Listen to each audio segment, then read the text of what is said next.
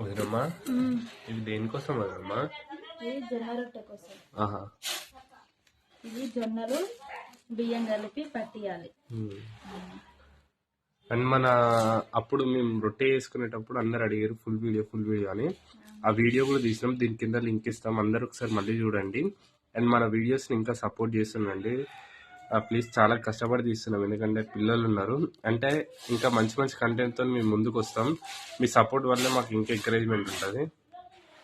జొన్న రొట్టె కోసం అయితే బియ్యం జొన్నలు రెండైతే కలిపి పట్టించుకున్న తర్వాత జొన్న రొట్టె అయితే వేసుకోవాలి. ఇంకా మావయ్యకి అయితే ఇచ్చి నేను పంపిస్తాను. ఒక టిఫిన్లో వచ్చి అయితే పంపిస్తే వాళ్ళు పట్టి మనకి ఇస్తారు. తర్వాత వేడి నీళ్ళల్లో వచ్చి పిండి ఇంకా మనం చపాతీ అనేది చేసుకోవాలి. జొన్న రొట్టె తినక మేము చాలా రోజులు అయిపోయింది. సరిగ్గా మళ్ళీ స్టార్ట్. అండ్ మళ్ళీ ఎలాంటి వీడియోస్ కావాలో కూడా కామెంట్ చేయండి, మేము తీస్తాం తప్ప.